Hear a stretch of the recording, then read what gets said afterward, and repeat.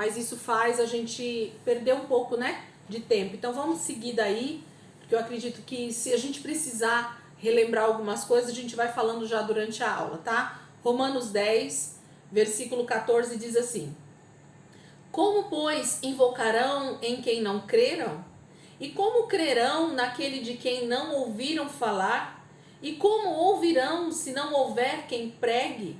E como pregarão se não forem enviados? Como está escrito: Como são belos os pés dos que anunciam boas novas. No entanto, nem todos os israelitas aceitaram as boas novas, pois Isaías diz: Senhor, quem creu em nossa mensagem?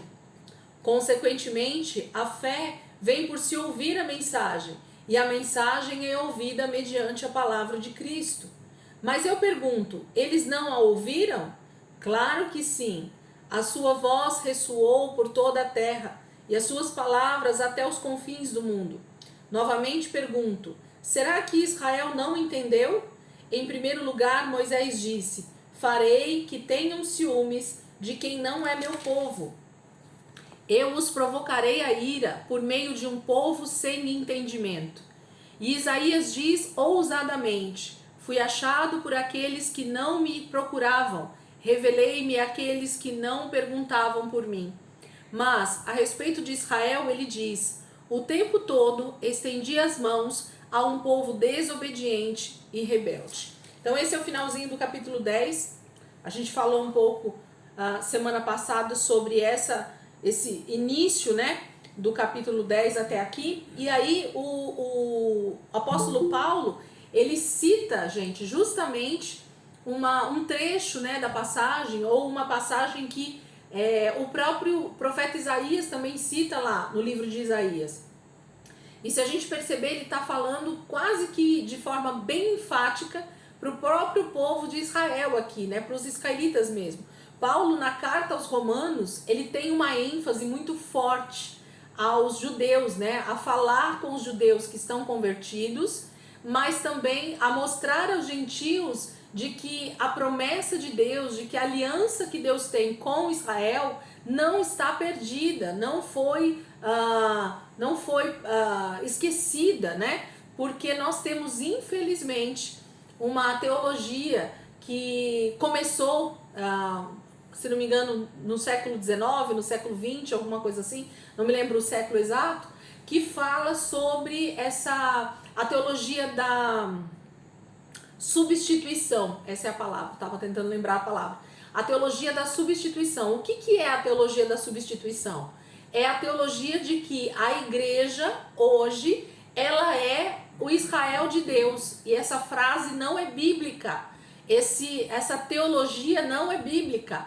Deus não mudou o seu plano para Israel. Deus não mudou as suas promessas no que diz respeito aos judeus. Deus vai confirmar e vai cumprir cada promessa que ele fez ao seu povo Israel, ok? A igreja é um complemento hoje de judeus e gentios que formam um corpo, o corpo de Cristo, ok? Mas as promessas que a palavra de Deus tem para Israel vão se cumprir para Israel, e as palavras que Deus tem para a igreja, para os gentios, Deus está cumprindo conosco aqui na terra desde o primeiro século. Então, essa teologia da substituição, ela é totalmente infundada, não existe nada na Bíblia que separe. Quando você olha para eles falando sobre essa teologia da substituição, você percebe que o mesmo ódio, né? O mesmo tipo de sentimento que houve nos judeus ali na época de Jesus, e por isso eles crucificaram o nosso Senhor naquele momento, é o mesmo sentimento que existe nesses homens e mulheres que hoje falam que a igreja é a substituta de Israel. Por quê? Porque eles acham que quem rejeitou a Cristo foi Israel, e por causa disso Deus também os rejeitou. Então essa é o principal foco, né, da teologia da substituição. Achar que Israel foi esquecido e que agora a igreja é essa noiva que Deus está preparando e que Israel já perdeu a sua promessa. Isso não é bíblico, gente. Se a gente estudar essa questão de Israel, nós vamos perceber nitidamente que tanto Paulo fala muito sobre isso, de que Israel não perdeu as suas promessas. O livro de Romanos está recheado dessas palavras de Paulo falando, né, que os judeus não são esquecidos pelo Senhor, de que as promessas de Deus estão lá se cumprindo sobre aquele povo e vão continuar se cumprindo até a volta de Jesus. Mas nós temos a igreja. Então, ele está falando em parte aqui para os judeus sobre essa questão deles não terem dado ouvidos para o Senhor, mas ele também está falando para os gentios de que eles precisam compreender de que nós somos bem-aventurados por ter tido essa oportunidade. E ele vai falar um pouco no capítulo 11 sobre essa questão também. Então, o versículo 14, que é onde a gente começou, começa falando justamente sobre essa questão de que Deus deseja que a gente pregue essas boas notícias, porque se não tiver quem seja enviado, a palavra está dizendo que é impossível que alguém creia, que alguém se converta, se não houver aqueles que preguem. Então, o apóstolo Paulo diz frases que a gente poderia separar aqui nesse momento. Então, o versículo 14 ele diz assim: como, pois, invocarão aquele em quem não creram? Então, a primeira pergunta que ele fala é justamente sobre uma resposta ao versículo 13, porque o versículo 13 diz assim: porque todo aquele que invocar o nome do Senhor será salvo. E aí Paulo continua então essa carta falando sobre o versículo 14. Porque assim, gente, a gente acredita que o Espírito Santo ele está ali para fazer o trabalho dele sozinho.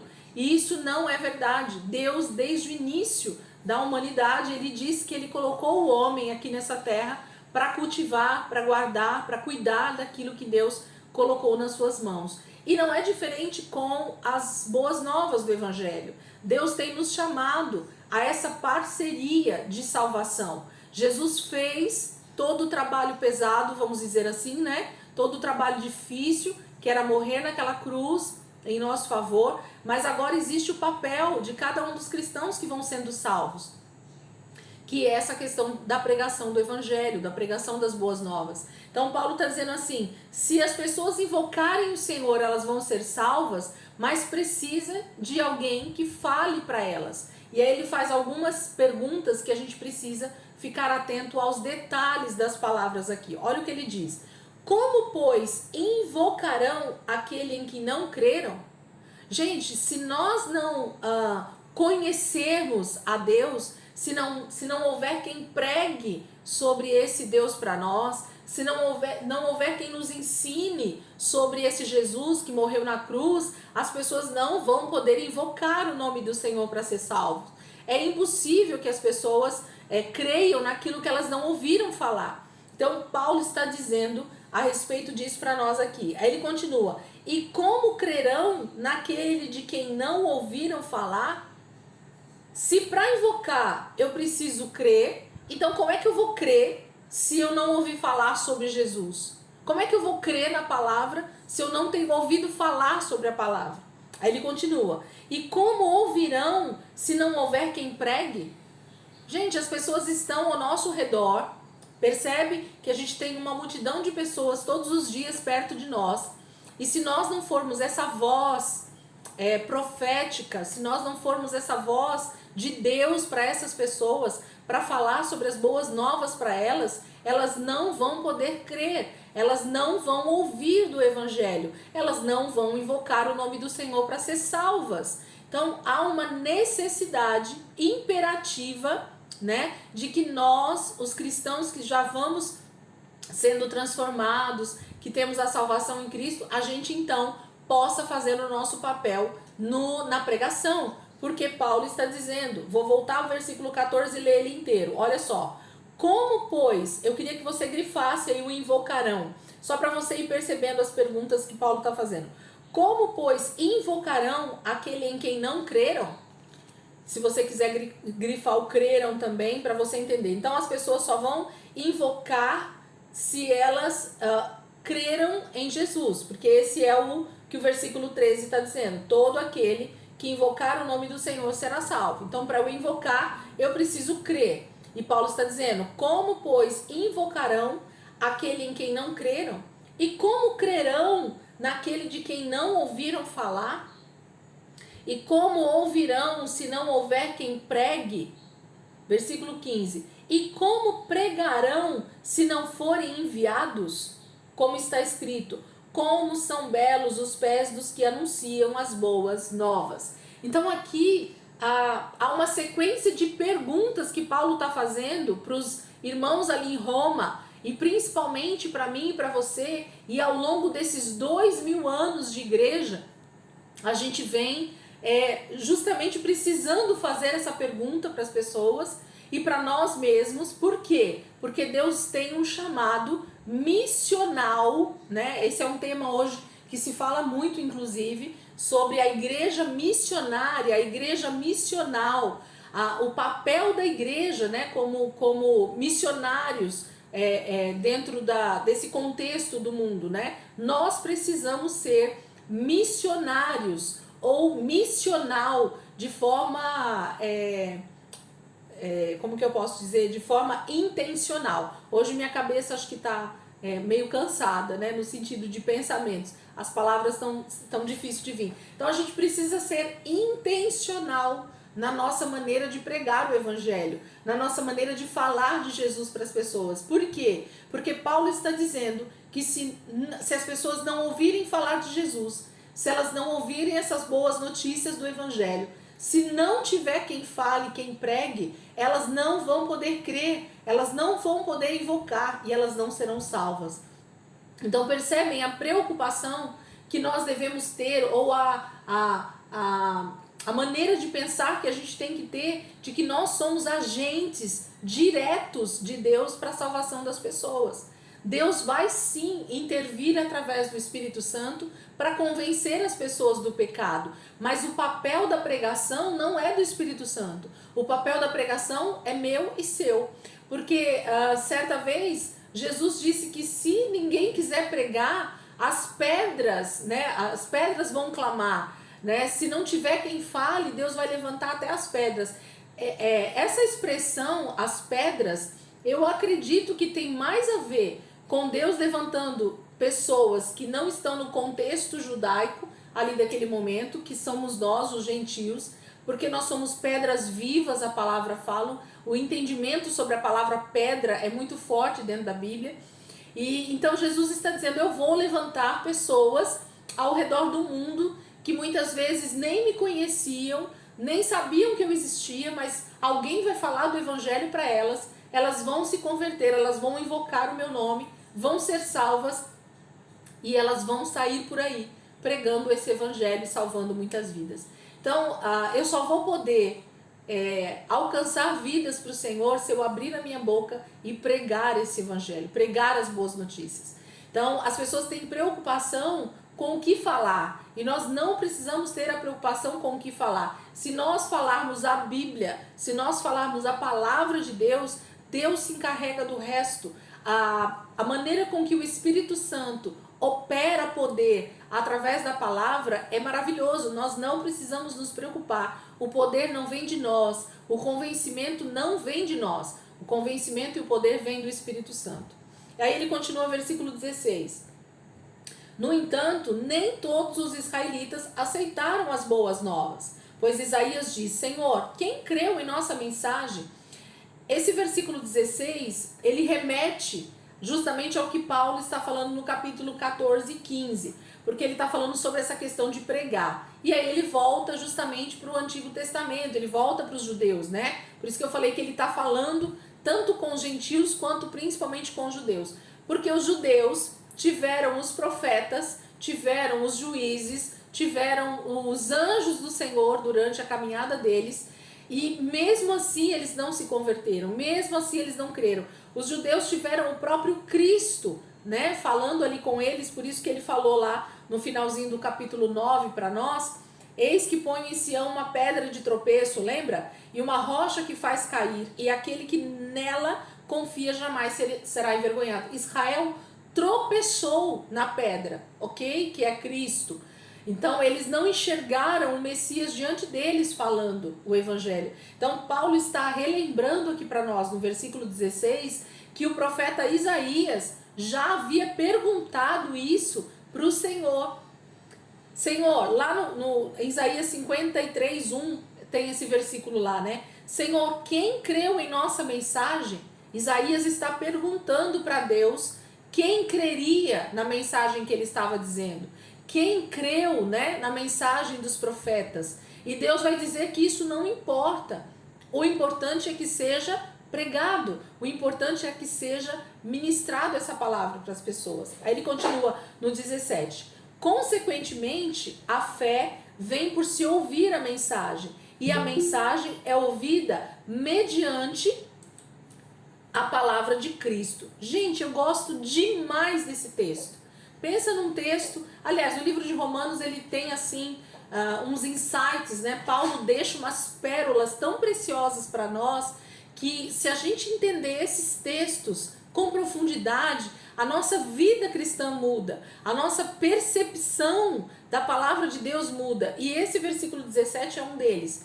Olha o que Paulo está dizendo como sequência, a importância de se entender o contexto. Eu falo isso o tempo inteiro aqui porque o texto que é tirado fora do contexto vai virar um pretexto. Então, geralmente a gente tem esse versículo 17 escrito em carro, escrito em mural, escrito em mensagens, né? Pregado inclusive, muitas vezes, mas fora do contexto. Quando a gente põe dentro do texto, a gente então entende o que Paulo está querendo dizer. Paulo está falando em todo esse capítulo 10 a respeito dessa questão da pregação, da invocação, né, das pessoas serem salvos através de invocar o Senhor. Mas e se não tiver quem pregue? E se não tiver quem fale das boas notícias? As pessoas não vão crer, as pessoas não vão falar, as pessoas não vão ser salvas, porque não tem quem fale do evangelho. E aí Paulo diz aqui para nós, olha como é que as pessoas então,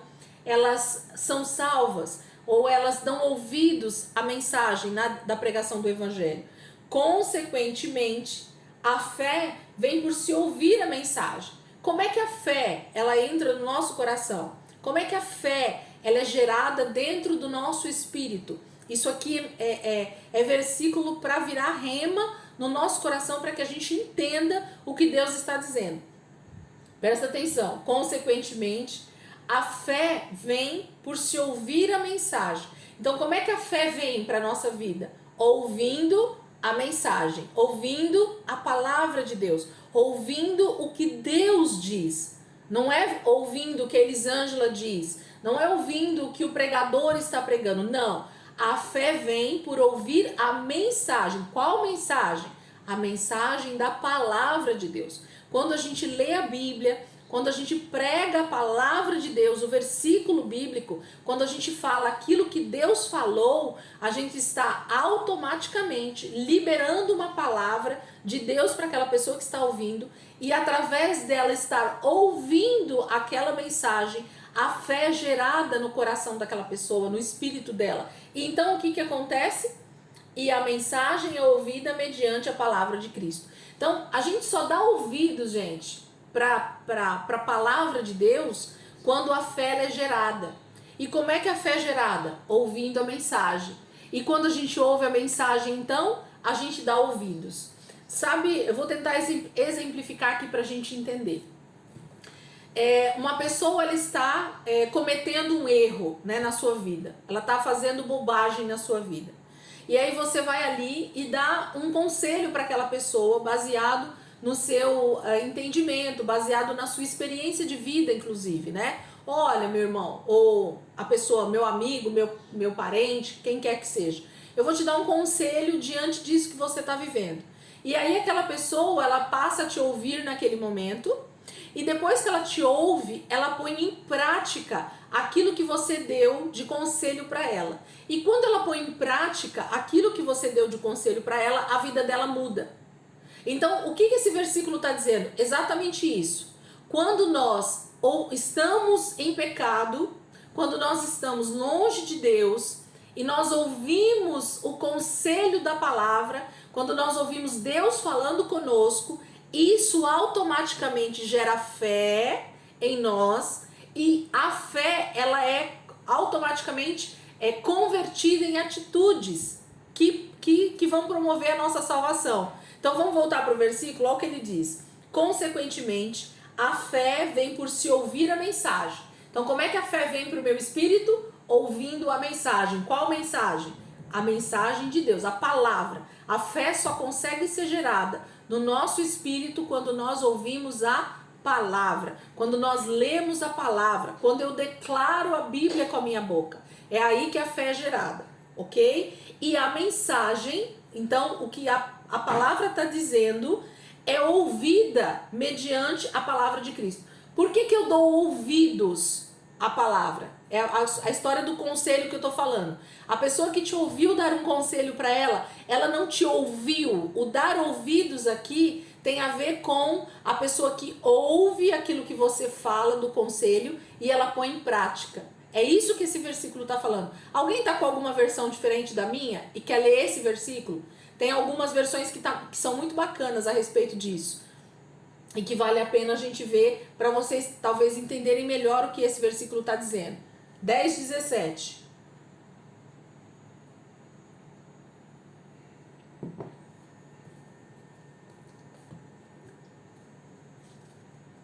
De sorte que a fé vem pelo ouvir, e ouvir a palavra de Deus. Isso. Então, se a gente pudesse trocar, Soninha, aí, né? De sorte que a fé vem pelo ouvir. E agora a gente faz assim, ó. E o dar ouvidos por causa da palavra de Deus. Entende, ó? Você só obedece porque a palavra foi ministrada para você e a fé então foi gerada no seu espírito. Por isso que você obedece. Entende? Então é esse entendimento que a gente precisa ter. Esse versículo sempre é falado como uma sequência, né? Eu não sei, como hoje eu entendo dessa forma, eu não consigo nem falar a forma que eu entendia no passado. Mas leiam aí, tem mais alguém que tem alguma versão boa aí? Lê aí. A que tá aqui é a NTLH, né? Uhum. Portanto, a fé vem por ouvir a mensagem, e a mensagem vem por meio da pregação a respeito de Cristo. Isso. Então, precisa ter alguém que pregue, certo? Ó, precisa ter o pregador. O pregador precisa falar a mensagem de Cristo. Ele não pode falar a mensagem dele. Ele não pode falar a palavra segundo os seus entendimentos, a sua vontade, não é isso. Ele precisa falar a palavra que está na palavra de Deus, a mensagem que está aqui, para que essa mensagem gere fé. Porque o que precisa ser gerado na minha vida, na tua vida, e principalmente na vida que ainda não conhece Jesus, é fé. E o Espírito Santo só consegue gerar essa fé no nosso espírito através da pregação da palavra.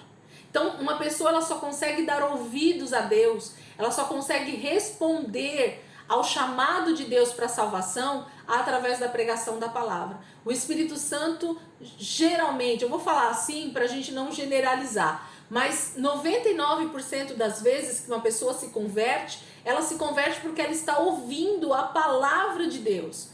Então não é qualquer palavra, não é a minha palavra que a pessoa tem que ouvir, não são os meus conselhos que a pessoa tem que ouvir, ela tem que ouvir a palavra de Deus. A palavra é que vai fazer com que ela dê ouvidos e então se converta. É isso que a Bíblia está dizendo. Tem mais alguém que quer ler o versículo? Tá tranquilo? Não sei se vocês entenderam o que eu quis dizer. Então, consequentemente, a fé vem por se ouvir a mensagem, e a mensagem é ouvida mediante a palavra de Cristo. Então Deus está ali ministrando a vida da pessoa e gera fé no seu espírito. O chamado rema, né? Para alguns gostam de usar esse termo, que eu gosto bastante também, é gerado um rema no nosso espírito, uma verdade absoluta que vem do próprio Deus. Pode falar, Dai. Isso tem a ver também com nós, tipo, até firmes na fé, de sempre estar pregando a palavra ali para nós mesmos, e isso sendo sempre reforçado para nós. Isso é que vai gerando fé no meu dia a dia, quando eu ando com Cristo, a respeito das minhas circunstâncias, a respeito das transformações que precisam acontecer na minha vida sim. Se eu não ouço a palavra, se eu não leio a palavra, então a minha vida também fica estagnada. Eu até sou salvo, né, naquele primeiro momento, aquela salvação de conversão, né, de aceitar Jesus, mas aí a minha vida fica parada, fica estagnada, porque não houve mais a manifestação de fé. Eu não ouvi a palavra, eu não dei ouvidos à palavra de Deus, no que diz respeito agora, não só a minha salvação, mas o processo de santificação. Como é que eu vou sendo santificado? Ouvindo a palavra de Deus e a fé sendo gerada então, porque eu estou ouvindo a palavra de Deus. Então, por isso há uma necessidade, quase que 100%, de nós realmente estarmos constantemente ouvindo a palavra de Deus, a palavra, a Bíblia, né? Não ouvindo mensagens aleatórias, mas ouvindo a própria palavra de Deus. Então eu preciso ler, eu preciso realmente ouvir uma boa palavra dentro da própria palavra de Deus, e isso vai gerando fé e eu vou dando ouvidos. A gente costuma falar para a pessoa, olha, se eu fosse você, eu dava ouvidos ao que a pessoa está falando. A gente não fala essa frase? É exatamente isso que a Bíblia está dizendo. Como é que você vai dar ouvidos para Deus? Quando você ouve a palavra e a palavra gera fé no seu coração, no seu espírito, e aí por isso que você obedece a palavra de Deus. Entenderam aí como é que uma pessoa passa a obedecer a palavra? Porque foi gerado fé. Como é que foi gerado fé nessa pessoa? Porque ela ouviu a palavra. A palavra confrontou o pecado daquela pessoa, ela então entendeu onde é que está o erro dela e ela põe em prática, ela dá ouvidos à mensagem de Cristo, ao que Deus está falando com ela. Entendido aí? Joinha todo mundo? Podemos seguir? 18. Mas eu pergunto, Paulo está perguntando, eles não a ouviram? Ele está falando de Israel, né? Claro que sim. Olha o que a palavra de Deus diz. A sua voz ressoou por toda a terra e as suas palavras até os confins do mundo. Esse 10:18 está lá em Salmos 19:4, está esse texto. A sua voz ressoou por toda a terra e as suas palavras até os confins do mundo. Então, Deus está falando com a humanidade desde o início, né? Desde o Éden. Deus está falando com o ser humano. Deus não parou de falar. Em nenhum momento Deus parou de falar. A palavra está ali para quem quiser ouvir Deus falando. A questão é que muitas vezes a gente quer ouvir Deus falando somente através dos chamados profetas, né? Das pessoas que profetizam através dos dons espirituais. E esse talvez seja o grande erro da maioria dos cristãos. Por quê? Porque quando eu abro a Bíblia, Deus já está falando comigo, ok? Se a fé vem pelo ouvir a palavra, e então dar ouvidos à palavra tem a ver com a palavra de Cristo, com a palavra de Deus, eu só preciso da Bíblia para gerar fé na minha vida. Eu não preciso de mais ninguém, é o meu relacionamento com o Senhor, com a palavra, é que vai gerando então toda a transformação e toda a fé que eu preciso para ir sendo moldado e alcançando aquilo que Deus tem para minha vida e também avançando com a pregação do Evangelho. Os discípulos, gente, eles não tinham nenhum tipo de preocupação a respeito do poder que tinha que vir deles, porque eles sabiam que o poder que emanava deles não era algo pessoal, mas era algo que vinha do próprio Espírito dentro deles, que vinha através da própria palavra ministrada. Porque quando Jesus dizia, levanta e anda, era a palavra liberada pelo próprio Cristo que fazia o paralítico andar. Então o que nós precisamos fazer é liberar a palavra. Jesus diz, meu irmão, levanta e anda. Sabe assim, a fé precisa ser liberada pela palavra e não por mim, pessoalmente falando, não por mim de forma natural. Quando nós falamos a palavra de Deus, a fé acompanha isso, o poder de Deus acompanha a própria palavra. Ele opera o que precisa operar. 19. Novamente eu pergunto, será que Israel não entendeu? Em primeiro lugar, Moisés disse, farei, olha o que Moisés já fala lá no Velho Testamento. Farei que tenham ciúmes de quem não é meu povo. Eu os provocarei a ira por meio de um povo sem entendimento. Então Moisés já recebe a palavra do próprio Deus Lá no Antigo Testamento, deixa eu pegar aqui onde está esse texto, gente, peraí, segura aí. Deus vai falar isso para Moisés lá atrás, depois eu acho o texto e falo aqui para vocês. 10, deixa eu pegar aqui se tem.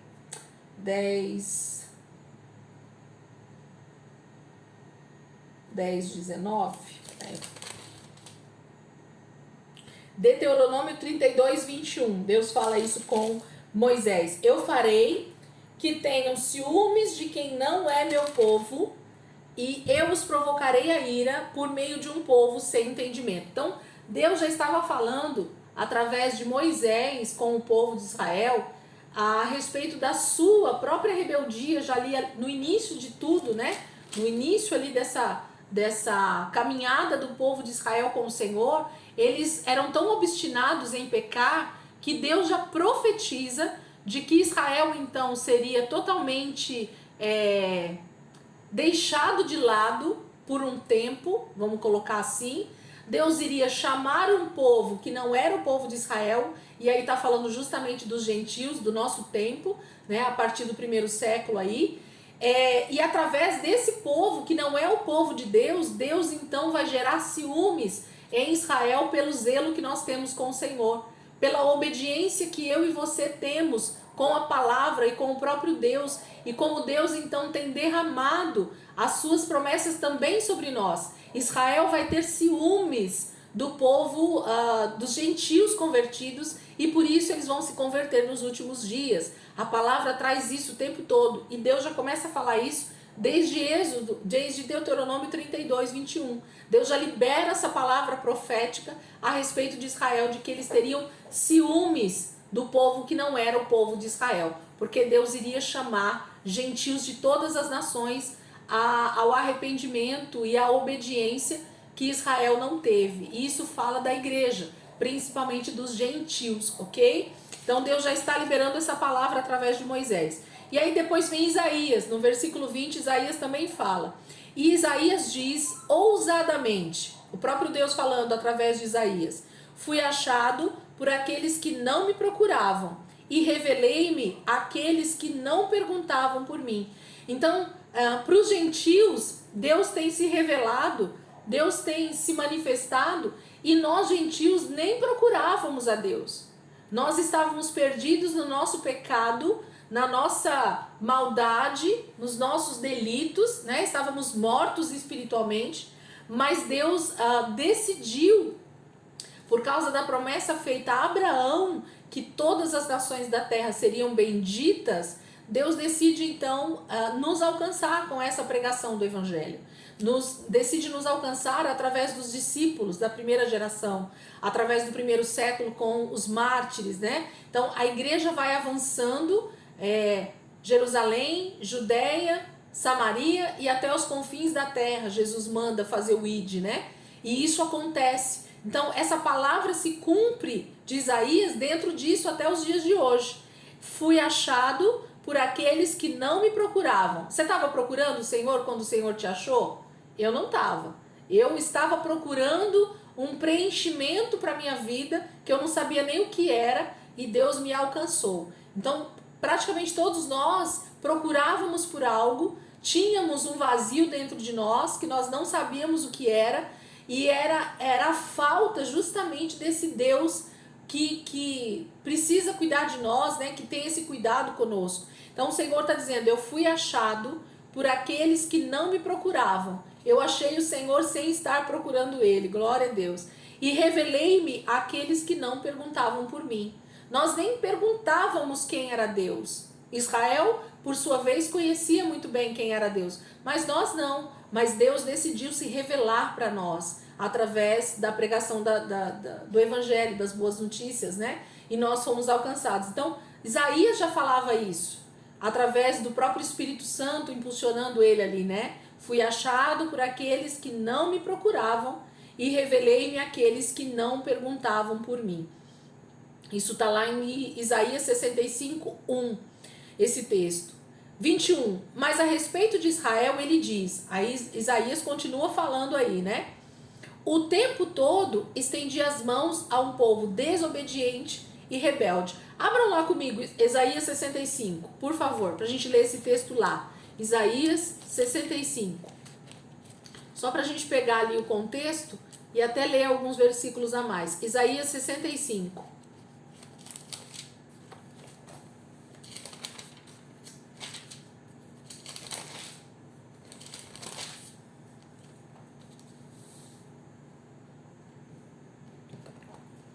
Acharam aí? Isaías 65:1 diz assim.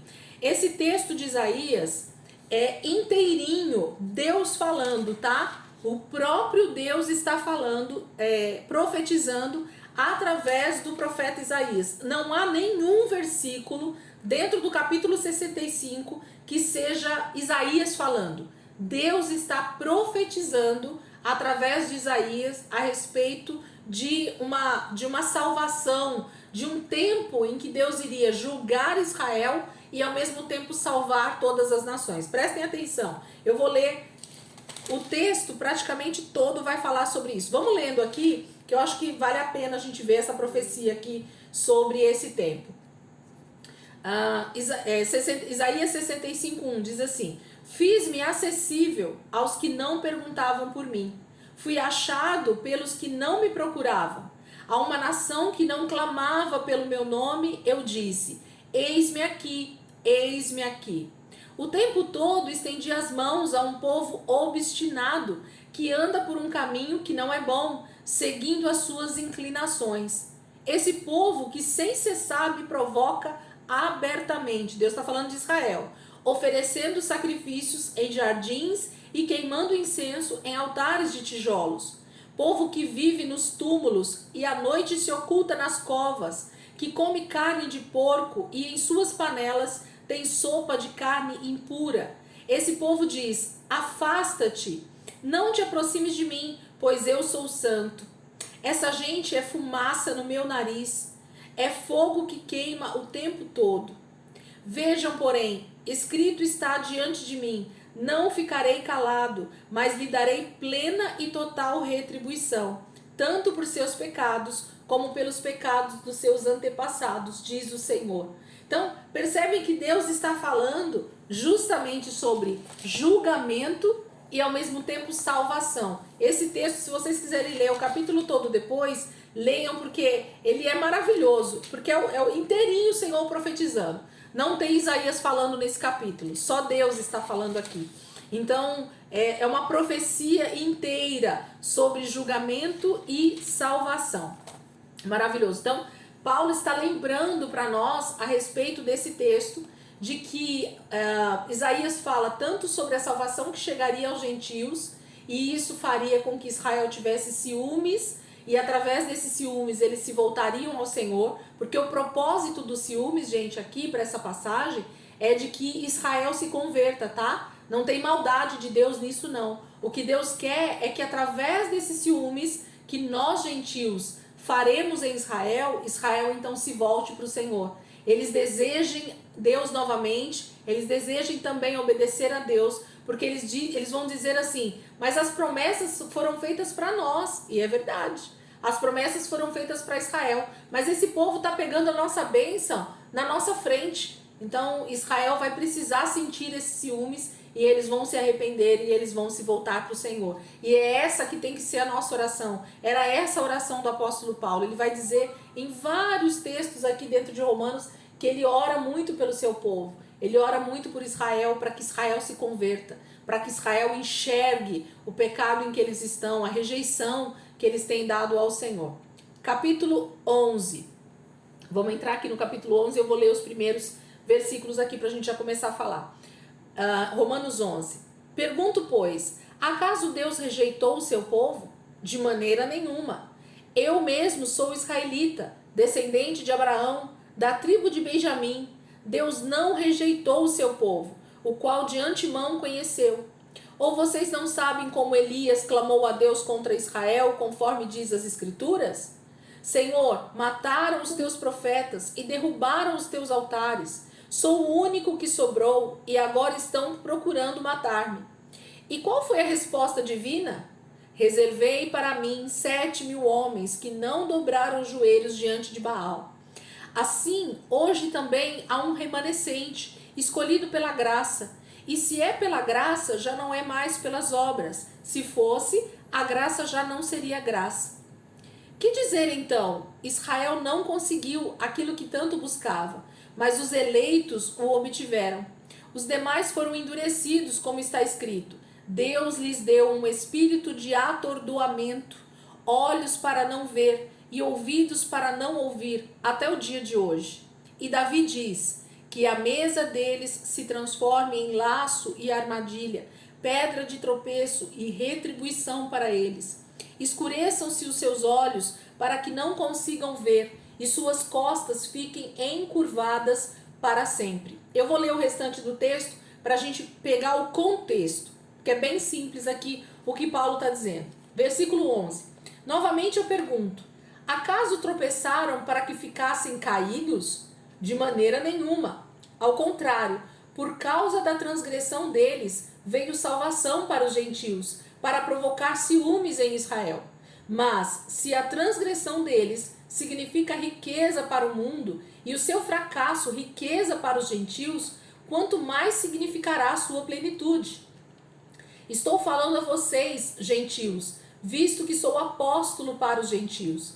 Exalto o meu ministério, na esperança de que de alguma forma possa provocar ciúmes em meu próprio povo e salvar alguns deles. Pois, se a rejeição deles é a reconciliação do mundo, o que será a sua aceitação, se não vida dentre os mortos? Se é santa a parte da massa, que é oferecida como primeiros frutos, toda a massa também o é. Se a raiz é santa, os ramos também o serão. Se alguns ramos foram cortados e você, sendo oliveira brava, foi enxertado entre os outros e agora participa da seiva que vem da raiz da oliveira cultivada, não se glorie contra esses ramos. Se o fizer, saiba que não é você quem sustenta a raiz, mas a raiz a você. Então você dirá, os ramos foram cortados para que eu fosse enxertado. Está certo. Eles, porém, foram cortados devido à incredulidade. E você permanece pela fé. Não se orgulhe, mas tema. Pois, se Deus não poupou os ramos naturais, também não poupará você. Portanto, considere a bondade e a severidade de Deus. Severidade para com aqueles que caíram, mas bondade para com você, desde que permaneça na bondade dele. De outra forma, você também será cortado. E quanto a eles, se não continuarem na incredulidade, serão enxertados, pois Deus é capaz de enxertá-los outra vez. Afinal de contas, se você foi cortado de uma oliveira brava por natureza e de maneira antinatural foi enxertado numa oliveira cultivada, quanto mais serão enxertados os ramos naturais em sua própria oliveira? Vou continuar aqui, para a gente entender como é maravilhoso isso. Irmãos, não quero que ignorem este mistério, para que não se tornem presunçosos. Israel experimentou um endurecimento em parte, até que chegue à plenitude dos gentios. E assim todo Israel será salvo, como está escrito, virá de Sião o Redentor, que desviará de Jacó a impiedade. E esta é a minha aliança com eles, quando eu remover os seus pecados. Quanto ao evangelho, eles são inimigos por causa de vocês, mas quanto à eleição, são amados por causa dos patriarcas, pois os dons e o chamado de Deus são irrevogáveis. Assim como vocês, que antes eram desobedientes a Deus, mas agora receberam misericórdia, graças à desobediência deles, assim também agora eles se tornarão desobedientes, a fim de que também recebam agora misericórdia, graças à misericórdia de Deus para com vocês. Pois Deus sujeitou todos à desobediência, para exercer misericórdia para com todos. Agora vem um trecho que é um hino, um louvor a Deus. Ó profundidade da riqueza, da sabedoria e do conhecimento de Deus! Quão insondáveis são os seus juízos e inescrutáveis os seus caminhos! Quem conheceu a mente do Senhor? Ou quem foi seu conselheiro? Quem primeiro lhe deu para que ele o recompense? pois dele, por ele e para ele são todas as coisas. A ele seja glória para sempre. Amém. Então, percebem aqui capítulo 11. Vamos fechar, gente? E a gente já volta falando já direto aqui, para eu não precisar fechar no meio. Fechem e já voltem rapidinho aí, por favor.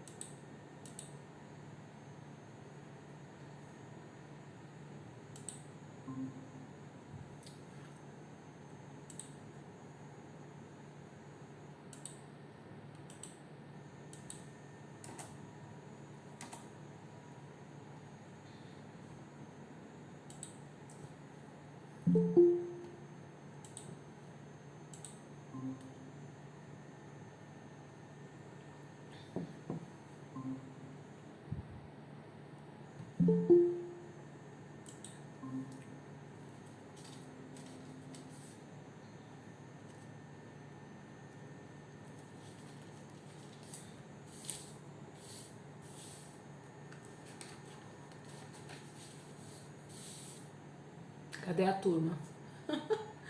Alguns vão ficando no meio do caminho, Jesus.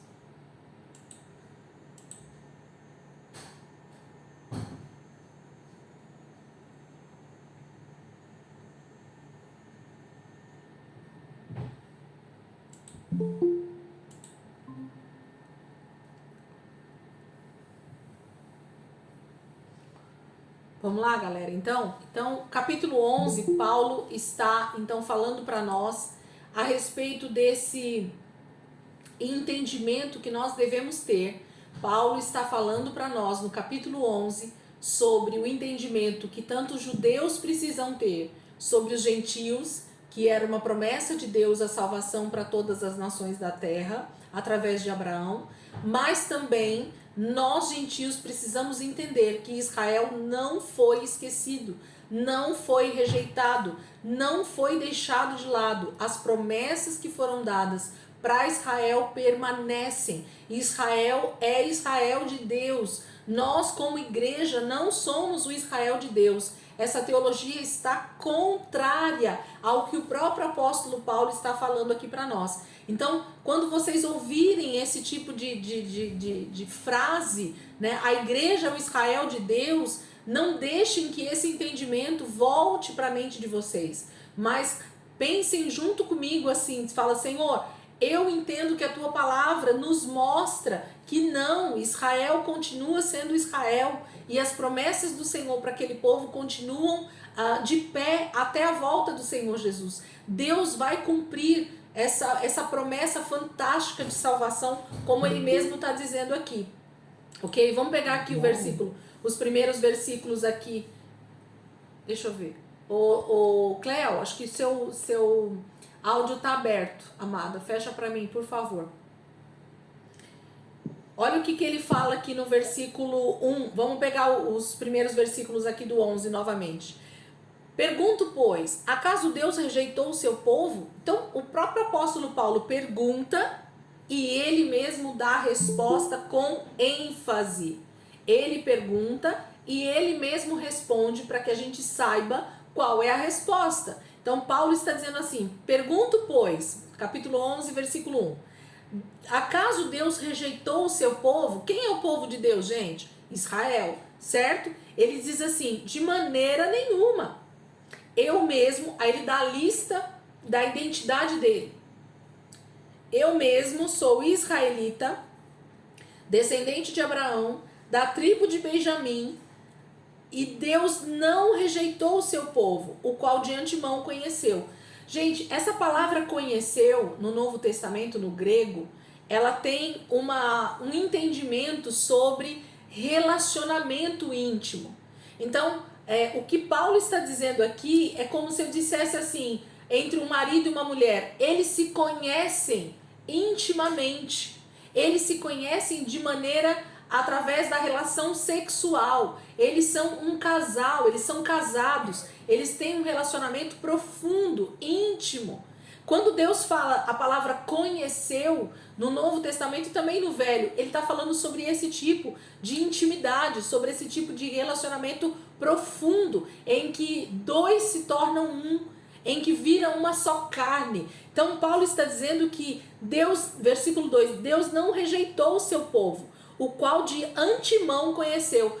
Paulo está dizendo assim, Israel já teve um relacionamento íntimo e profundo com Deus. Eles viram Deus face a face quando saíram do Egito, com todas as pragas, com a abertura do Mar Vermelho, com os milagres ali no deserto durante 40 anos, com a conquista da Terra Prometida, com a maneira com que Deus foi se desenvolvendo, né?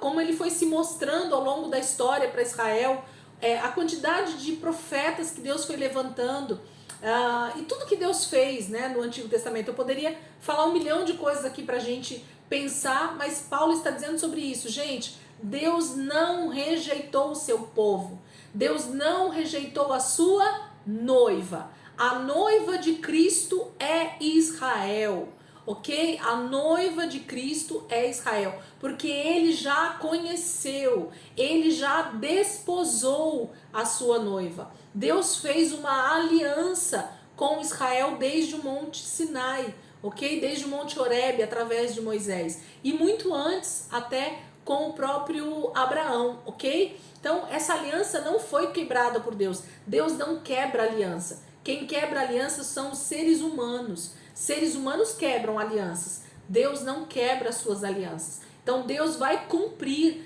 cada uma das promessas, cada uma das palavras que ele liberou sobre o seu povo Israel, mas também para nós. É isso que Paulo está falando. Ele começa falando de Israel, mas depois ele vai falar para nós aqui também. Olha só o que ele diz. Vou continuar aqui o versículo 2. Deus não rejeitou o seu povo, o qual de antemão conheceu. Ou vocês não sabem como Elias clamou a Deus contra Israel, conforme diz as Escrituras? Olha o que Elias fala para Deus no seu tempo. Versículo 3. Senhor, mataram os teus profetas e derrubaram os teus altares. Sou o único que sobrou e agora estão procurando matar-me. E qual foi a resposta divina? Olha o que Deus respondeu para Elias no seu tempo. Elias achava de forma quase que certa de que ele era o único que tinha sobrado de Israel, dos que não se dobraram para Baal, ok? É disso que ele está falando. E Deus dá uma resposta para Elias lá no livro de 1 Reis, 2 Reis, se não me engano, e ele diz assim: reservei para mim 7.000 homens que não se dobraram, que não dobraram os joelhos diante de Baal. Gente, quando esse texto está sendo citado aqui por Paulo, ele está falando sobre remanescentes. Todo mundo aqui sabe o que significa a palavra remanescentes? Vocês já ouviram falar? Já pegaram o significado dessa palavra remanescente? Já entendem o que Deus quer dizer quando ele fala que tem um remanescente do seu povo no meio das nações? Vocês conseguem entender isso? Sim ou não? Faz um joinha aí pra mim se sim, ou faz assim se não, ó. O que é a palavra remanescente? Vocês sabem? Assim ou assim? Vocês sabem o que significa a palavra remanescente? A palavra remanescente, que Deus fala muito, tanto no Antigo Testamento quanto também no Novo Testamento, está falando de como se fosse uma sobra, como se fossem, vou falar uma palavra muito rasa aqui para nós, mas só para a gente entender, tem um resto de pessoas do meu povo, daqueles que me adoram, daqueles que realmente creem em mim, daqueles que são fiéis, que sobraram, eles não morreram. Os remanescentes é sempre aquela sobra de fiéis que ao longo da história Deus vai preservando por causa da fidelidade. Quando nós somos fiéis ao Senhor, e principalmente em Israel, quando o povo judeu, existem pessoas que têm o coração voltado para Deus, ainda que o contexto que eles estejam seja de idolatria, ainda que o contexto que eles estejam seja de prostituição, ainda que o contexto que eles estejam seja de rebeldia, ainda que eles estejam dentro de um contexto de total afastamento de Deus, Deus, como ele sonda os corações, ele sabe que sempre vai existir os remanescentes. Eu vou falar no nosso linguajar, o resto dos fiéis, ok? É isso que significa os remanescentes. Sempre vai ter uma galera no meio dos infiéis que continuam fiéis. Pode perceber que ao longo da história de Israel, Deus sempre fala essa frase: existem os remanescentes do meu povo. Há os remanescentes do Senhor no meio do seu povo. Existe uma turma que mesmo em meio a total pecado, rebeldia, afastamento de Deus, eles permanecem fiéis. Tem a ver com princípios, tem a ver com pessoas que mesmo estando no meio de pessoas totalmente pecadoras, ela não se corrompe, ela não se entrega.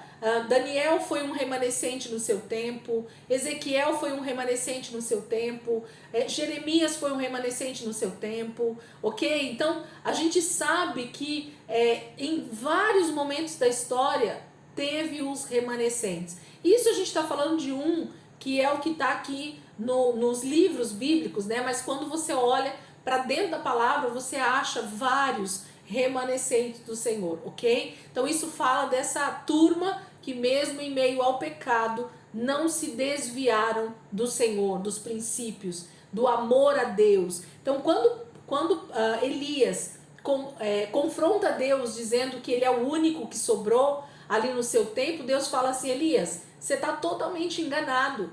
Eu tenho ainda 7.000 que não se dobraram a Baal. Eles estão aí no meio dessa podridão, né? Desse tempo totalmente corrompido, que era a época de Acabe com Jezabel, ok? Então Deus está dizendo que mesmo no meio de um povo totalmente idólatra, de um povo totalmente adorador a outros deuses, afastados de Deus, sempre vai ter os remanescentes do Senhor, ok? Então Elias fala isso e Paulo relembra isso aqui para nós, para dizer que sempre Deus vai guardar o seu povo.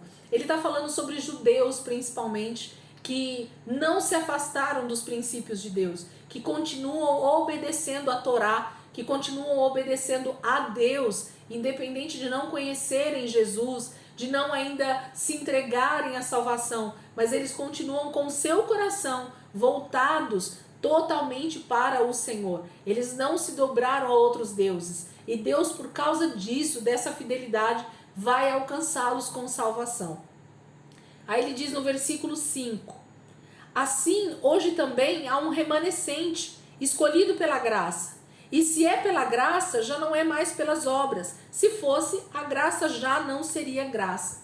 Então, você percebe que Deus usa esse termo remanescente em vários momentos. Porque Paulo está escrevendo isso aqui para nós, gente, do primeiro século, por volta do ano 70 e pouco, deixa eu pegar aqui. O ano 60 mais ou menos, entre o ano 56 e 60, essa carta está sendo escrita, ok? Então aproximadamente 30 anos depois que Jesus morreu e ressuscitou. Então nós temos um povo sendo aqui ensinado por Paulo, e que no meio dessa igreja que está se formando em Roma, existem judeus e gentios. E ele está ensinando para esses judeus de que sempre vai haver um remanescente do povo de Israel. Deus sempre vai guardar aqueles que guardam a sua palavra. Deus sempre vai preservar Israel. Gente, se tem um povo que tentou, se tem um povo que já era para ter sido totalmente destruído da face da terra, eram os judeus. Concorda comigo ou não? Só na época de Hitler, que está bem pertinho de nós temos aí uma morte de aproximadamente 6 milhões de judeus, ok? Então nós não estamos falando de 6 mil, nós estamos falando de 6 milhões. Hitler tentou acabar, exterminar o povo judeu, ok? E isso começou lá com o faraó, na época de Moisés, com o primeiro extermínio dos meninos. Ele tenta ali acabar. Depois a gente tem também o próprio exílio na Babilônia, tentando também acabar com os judeus. depois tem os outros dominadores, né? O Império Persa, o Império Grego, o Império Romano, através de Nero, tentou também exterminar os judeus, mas Deus sempre guarda o seu povo de alguma maneira. O cuidado de Deus para com Israel é algo sobrenatural, gente. Existem judeus espalhados em todo o planeta Terra. Em qualquer nação que você vá, se nós conseguíssemos, né, identificar, porque muitos deles não são nem possíveis serem identificados, talvez porque nem eles sabem que eles são judeus. Existem pessoas que são da linhagem de Abraão, ok? Então a gente sabe que é o próprio Deus que faz isso, guardando o seu povo de maneira sobrenatural, para que esses remanescentes possam ser salvos nessa última colheita antes da volta de Jesus. Vai haver uma salvação tamanha, gente, ali em Israel, através dos profetas dos últimos dias, desse avivamento que vai acontecer na igreja, que a gente não tem nem noção, mas que a palavra já profetiza isso, e que a gente vai ver muitos judeus se convertendo ao Senhor, se convertendo a Jesus, conhecendo o Messias, né, que já veio, e então sendo salvo por causa desses ciúmes que nós, cristãos, com zelo e obediência ao Senhor, vamos causar neles. Isso é maravilhoso. É promessa de Deus que está aqui na Bíblia e vai se cumprir. Então ele diz assim, que naquele tempo existia um remanescente, Paulo está dizendo, mas que agora tinha a ver com a graça. Deus estava alcançando os judeus, salvando os judeus por causa da graça, do poder do Espírito Santo, que estava se manifestando através da pregação do Evangelho. Então Deus estava salvando os judeus, ainda que muitos deles ainda não tivessem crido em Jesus, muitos estavam sendo salvos, eram muitos. Versículo 7, que dizer então? Israel não conseguiu aquilo que tanto buscava, mas os eleitos o obtiveram. Os demais foram endurecidos, como está escrito. Deus lhe deu um espírito de atordoamento, olhos para não ver e ouvidos para não ouvir, até o dia de hoje. Quem está com a Bíblia aberta aí quer ler esse versículo se tiver numa outra versão? Eu queria esse versículo 7 numa outra versão. 7 e 8, na verdade. Onde começa o 8 aqui? Deixa eu ver. O 8, na verdade. Como está escrito? Como que está aí no de vocês?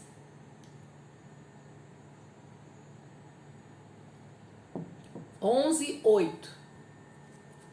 11:8. Isso. Como dizem as escrituras sagradas, Deus endureceu o coração e a mente deles. Deus deu-lhes olhos que não podem ver e ouvidos que não podem ouvir até o dia de hoje. Isso. Mais alguma versão diferente? Eu tô com a NVI, a Dai tá com a NTLH, né, Dai? Mais alguma versão?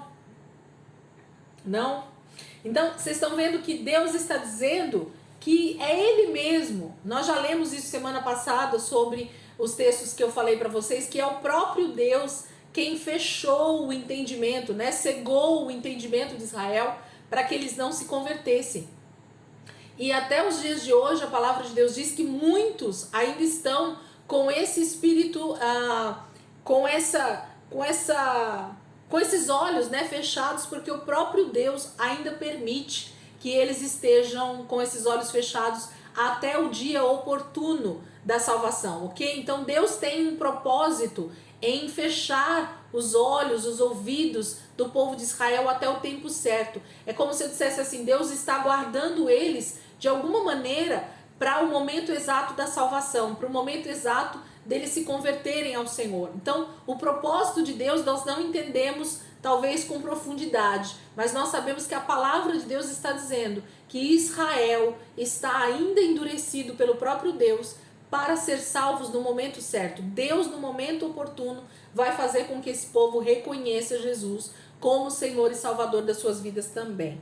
Versículo 9. E Davi também fala sobre isso, que a mesa deles se transforma em laço e armadilha, pedra de tropeço e retribuição para eles. Escureçam-se os seus olhos para que não consigam ver e suas costas fiquem encurvadas para sempre. As costas encurvadas fala de carregar fardo, né? fala de carregar uma carga desnecessária. Então, Davi também está dizendo, profetizando e falando pelo próprio Espírito de Deus, que Israel estava com os olhos fechados mesmo e com as costas encurvadas, né? Até o dia que o Senhor decidir endireitá-los, levantá-los, né? Tirá-los dessa posição de humilhação, de carga desnecessária. Deus vai alcançar. Aí agora ele começa a dar uma lição de moral em mim e em você que somos gentios, porque nós somos presunçosos, Paulo diz, ok? Muitos cristãos, gente, eles realmente acreditam, e isso é fala, eu já ouvi muitos líderes, pastores, cristãos falando que Israel foi rejeitado, que eles estão agora de lado e que a igreja é o Israel de Deus, que nós somos os queridinhos de Deus e que Deus nos ama muito mais do que ama Israel hoje, né, por causa da desobediência de Israel. Olha o que Paulo está nos ensinando, presta atenção, gente. Esse texto é texto para nós meditarmos semanas, porque Paulo está falando sobre a questão de nós entendermos o nosso papel, como nós somos privilegiados por termos sido aceitos nesse plano de salvação. Nós precisávamos levantar as mãos para o céu todo santo dia e realmente agradecer ao Senhor por ter sido alcançados, porque nós não tínhamos esse lugar se não fosse justamente a desobediência de Israel. Se Israel talvez tivesse obedecido 100%, talvez nós não saberíamos o que era a salvação nesse momento. Mas o Senhor, ele nos alcançou. Olha o que ele diz, versículo 11. Vamos seguir aqui. Novamente eu pergunto, Paulo falando, né? Acaso tropeçaram para que ficassem caídos? Então, Israel, ele tropeçou em Jesus para ficar caído, para nunca se levantar? Ele diz, de maneira nenhuma. De maneira nenhuma, Israel vai se levantar. Essa pedra de tropeço só serviu por um tempo, né? Ao contrário, por causa da transgressão deles quem, gente? De Israel. Olha só, vamos de novo, 11. Novamente eu pergunto, acaso tropeçaram para que ficassem caídos? Israel tropeçou para ficar caído, gente? Paulo diz, de maneira nenhuma. Ao contrário, por causa da transgressão deles, de Israel, veio salvação para os gentios, para provocar ciúmes em Israel. Então, Paulo está nos dizendo que o próprio Deus permitiu que Israel tropeçasse, que ele não enxergasse Jesus, essa pedra que foi colocada em Sião, para que os gentios então pudessem ser alcançados. Porque se os judeus tivessem reconhecido, obedecido a Deus desde o início, não tivessem pecado, não tivessem se desviado, não tivessem rejeitado a pedra que é Jesus, nós não teríamos talvez a oportunidade de ser salvos. Deus ficaria só com o seu povo e pronto. A gente sabe que não é isso que aconteceria, ok? Mas eu estou dizendo assim, o fracasso de Israel só serviu para avançar ainda mais o evangelho. Por quê? Quem estava comigo nos estudos de Atos, lembra que logo no comecinho,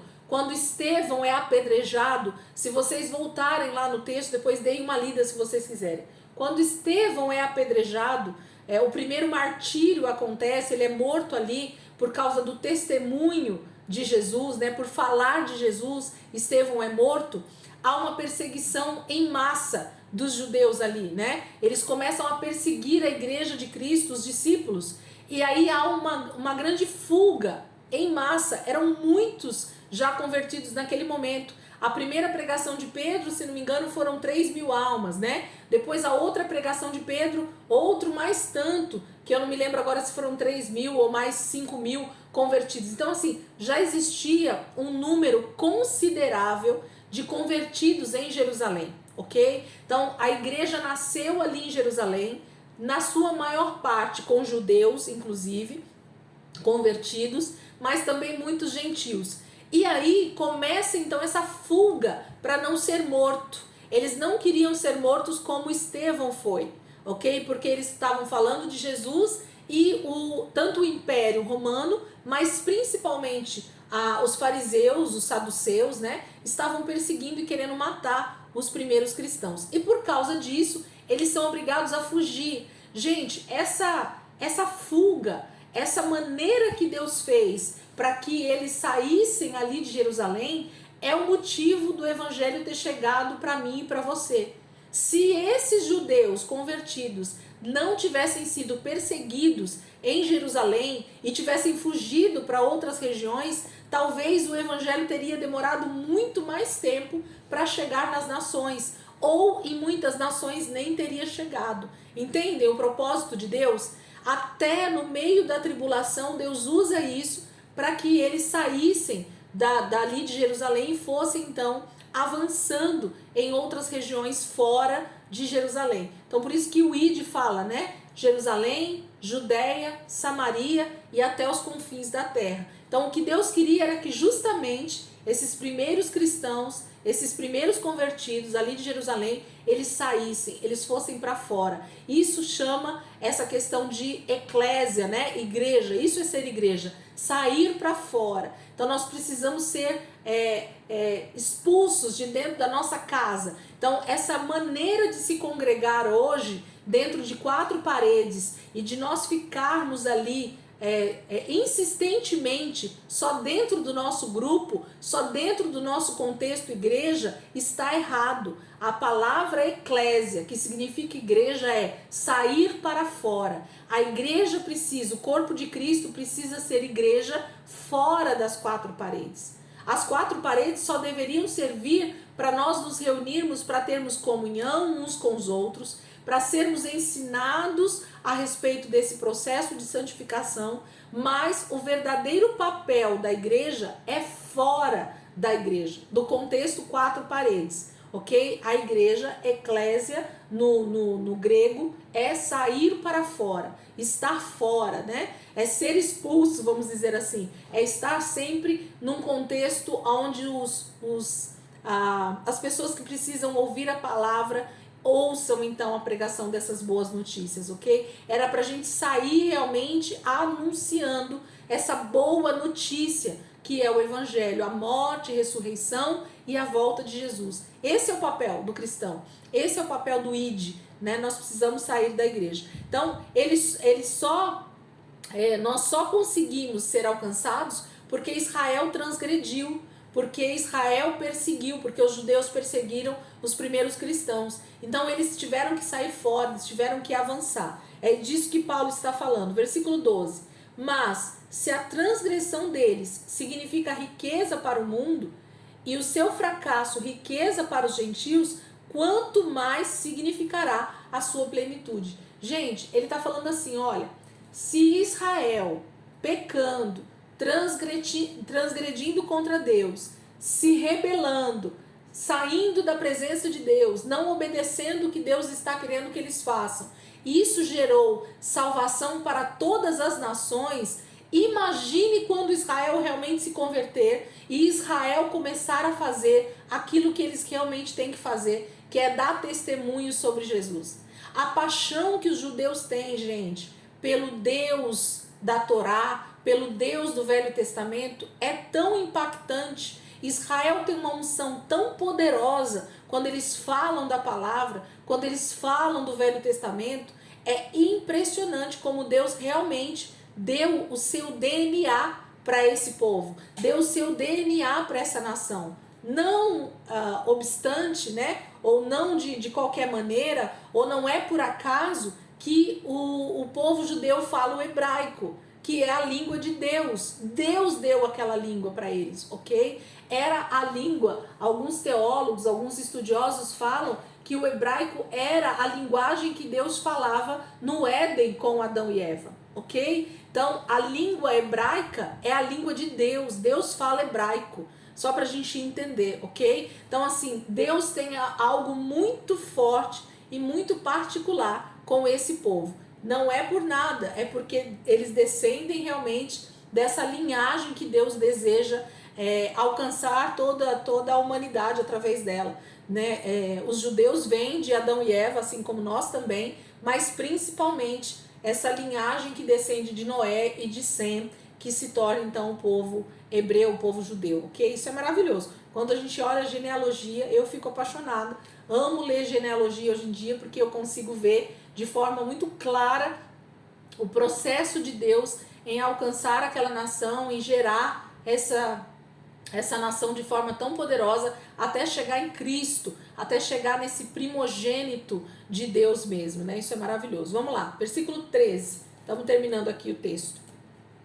Estou falando a vocês, gentios, ele está falando conosco agora, visto que sou apóstolo para os gentios. Então, Paulo entendia que ele estava ali para pregar para os gentios. Exalto o meu ministério, na esperança de que, de alguma forma, possa provocar ciúme em meu próprio povo e salvar alguns deles. Então, foi o que eu falei, né? Israel precisa ser enciumado, né, pelos gentios. Pois, se a rejeição deles é a reconciliação do mundo, o que será a sua aceitação, se não vida dentre os mortos? Esse versículo, depois, eu queria que você meditasse mais nele, que nós meditássemos mais nele, porque eu acredito que Paulo está falando que o sinal da volta de Jesus, a ressurreição dentre os mortos. Em que momento a ressurreição dos mortos vai acontecer, gente? Na volta de Jesus, certo? Primeiro vão ressuscitar os mortos e depois aqueles que estiverem vivos terão seus corpos transformados. Escatologia, quem estudou comigo vai lembrar disso, ok? Na volta de Jesus, os primeiros a verem Jesus vão ser aqueles que já morreram em Cristo, entendeu? Então vai ter a ressurreição dos mortos. Paulo está dizendo assim, para eles, pois se a rejeição deles, a rejeição de Israel a Deus, é a reconciliação do mundo, se através da rejeição que Israel deu a Deus, Israel não quis obedecer a Deus, Israel não reconheceu Jesus no seu tempo, ok? Eles rejeitaram a palavra, eles rejeitaram a Deus. Essa rejeição culminou na salvação de todas as nações, ok? O evangelho então chegou não só a judeus, mas também a gentios. Então Paulo está dizendo assim, se a rejeição deles, de Israel, é a reconciliação do mundo, o mundo pode ser reconciliado com Deus, o que será a sua aceitação? Quando eles aceitarem Jesus, olha o que vai acontecer. Se não vida dentre os mortos? Opa, tem um sinal escatológico aqui para nós, gente. Paulo está dizendo, pelo Espírito de Deus, que o sinal da volta de Jesus, de que a forma de nós compreendermos que Jesus está voltando é o que, gente? A aceitação dos judeus a Jesus. Percebem? Grifem isso aí, meditem nisso, mas olhem para essa palavra com muito cuidado. Paulo está dizendo que se a rejeição deles fez com que o mundo conhecesse Jesus, no momento então que os judeus conhecerem Jesus, que eles se converterem a Jesus, é o sinal da ressurreição dentre os mortos, é o sinal da volta de Jesus.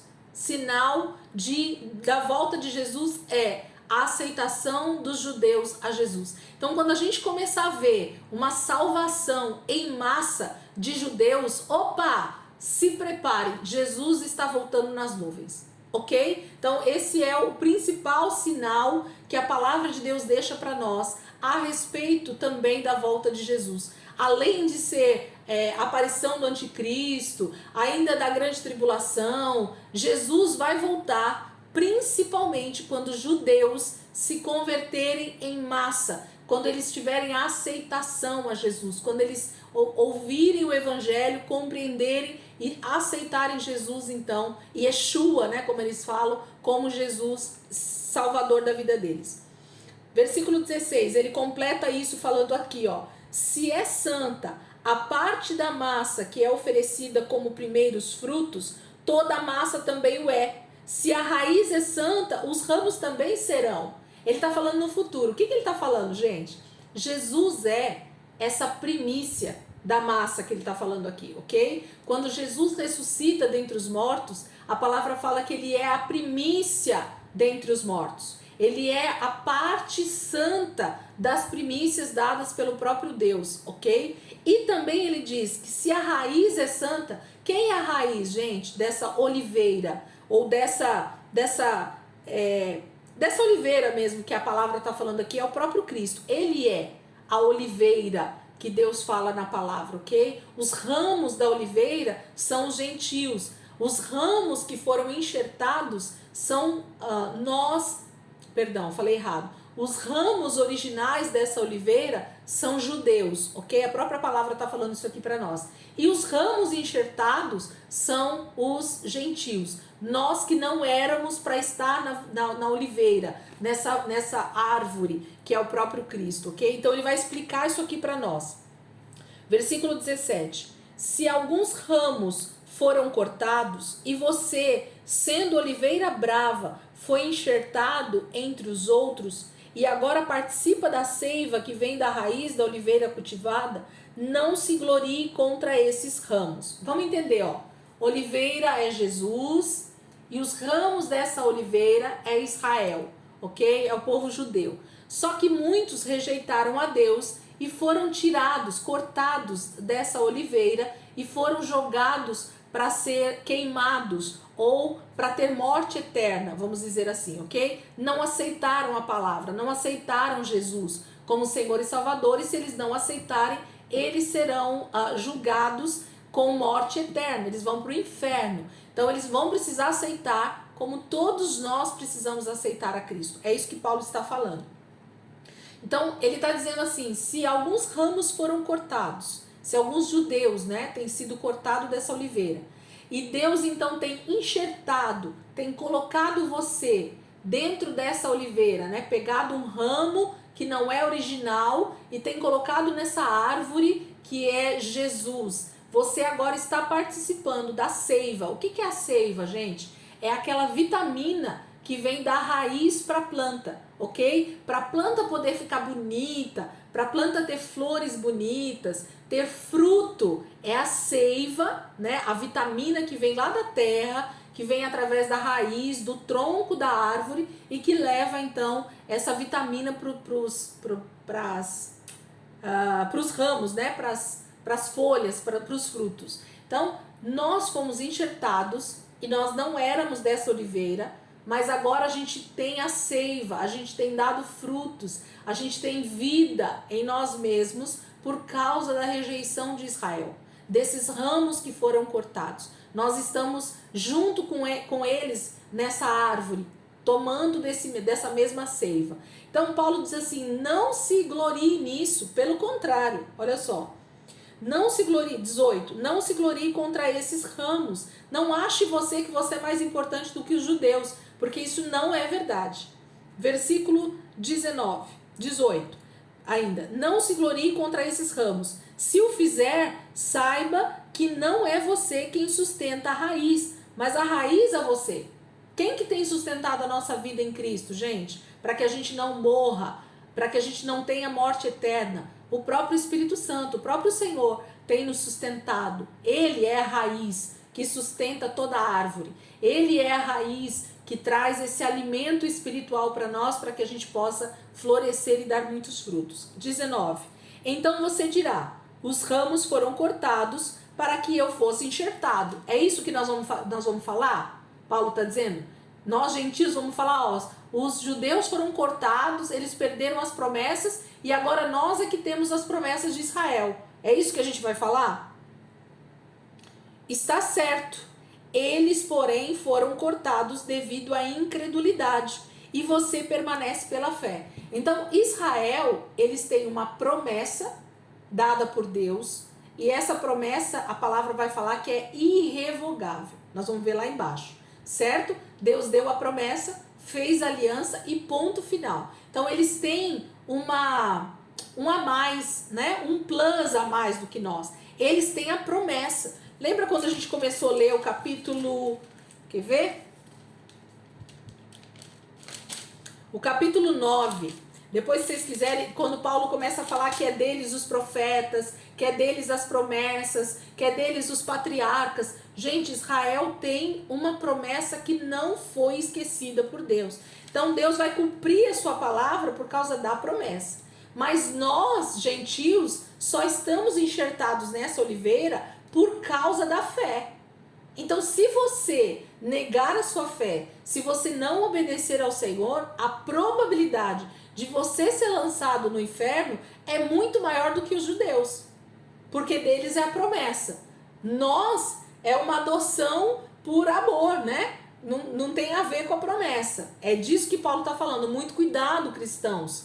Muito cuidado, gentios. Quando você fala mal de Israel, quando você não faz a sua parte como cristão de verdade, principalmente orando por Israel, orando pelos judeus, para que Deus os alcance, ou melhor, fazendo a nossa vida realmente ser um sinal de ciúmes para ele. Isso aqui daria uma aula inteira, gente. Para a gente falar sobre esses ciúmes que nós temos que causar em Israel, é o zelo pelas coisas de Deus.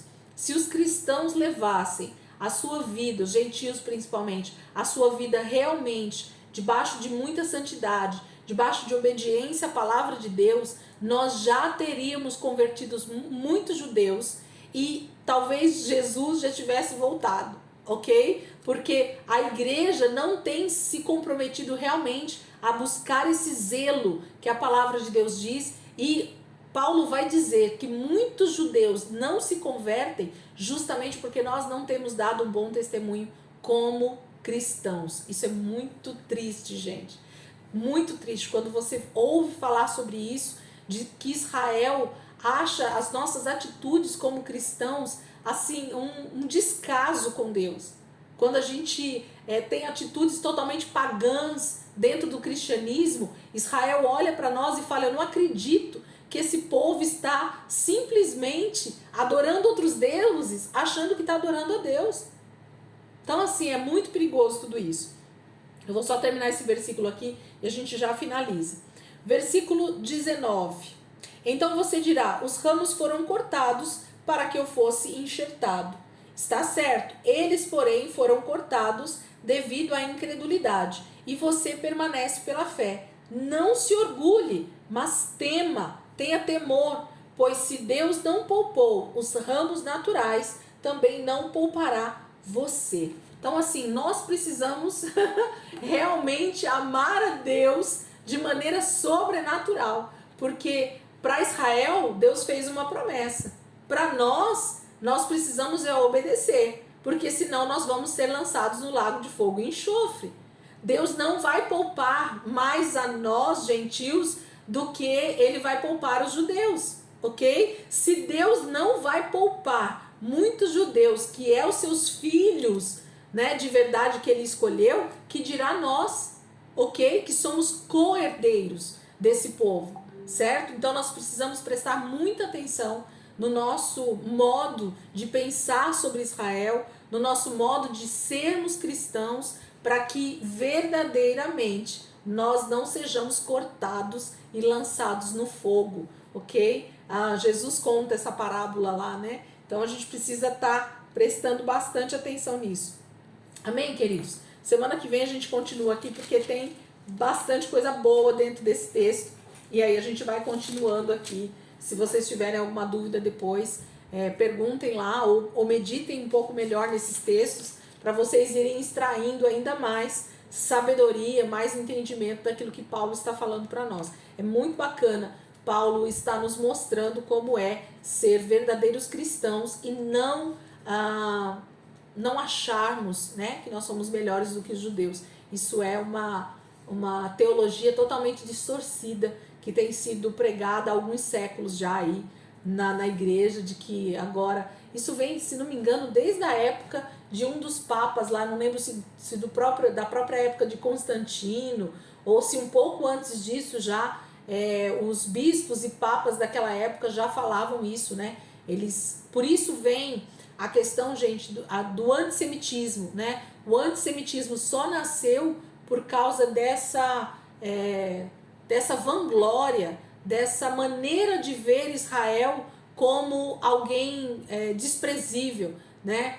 Muitos cristãos, ao longo dessa era da igreja, desprezaram e desprezam Israel, porque acham que Israel não honrou o seu papel como filhos de Deus, né? Pelo contrário, mataram Jesus, não aceitam Jesus como Senhor e Salvador, e aí por causa de tudo isso eles vão disseminando ódio contra Israel e achando que a igreja, que os gentios que são os escolhidos agora. Muito cuidado com essa teologia, viu? Ela é muito perigosa e ela tem acabado, inclusive, com uma boa teologia, com um bom pensamento a respeito do que Paulo está dizendo aqui, tá bom? Amém? Vamos orar para a gente terminar então aqui a aula. E semana que vem, em nome de Jesus, a gente está aqui, estamos caminhando aí para o finalzinho já de Romanos. Deus tem algo poderoso para nós através desses textos aqui. Como é bom esse livro de Romanos, ele é maravilhoso. Amém? Jesus, eu te agradeço, Pai, por essa aula, te agradeço por esse tempo.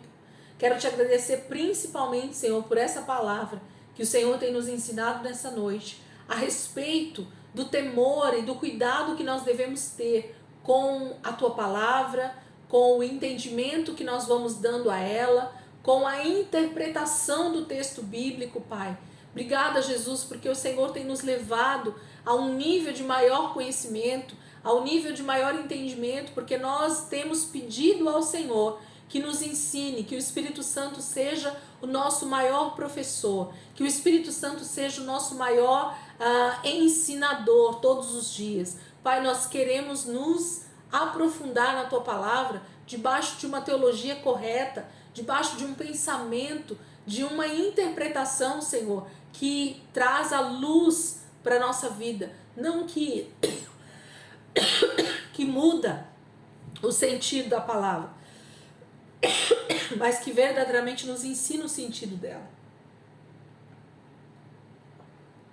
Obrigada, Espírito Santo, por mais essa noite, por mais essa aula. Eu glorifico ao Senhor pela vida dos meus irmãos e te peço, guarda as nossas vidas, Senhor. Mais uma semana temos sido guardados. Obrigada, Jesus. Obrigada, Senhor. Amém. Amém, queridos. Glória a Deus.